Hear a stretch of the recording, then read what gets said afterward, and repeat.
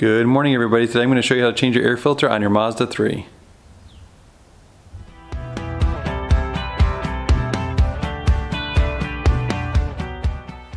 Okay, you're going to start by popping these two clips off and opening the housing. And there's your air filter right there. Okay, next you're going to remove the air filter by simply lifting it out.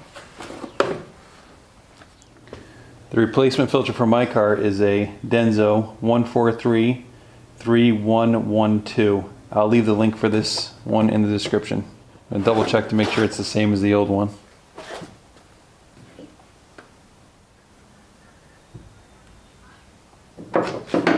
Next you're going to install the new one.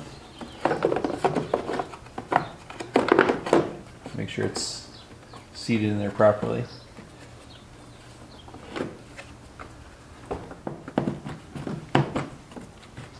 And then pop these two clips back.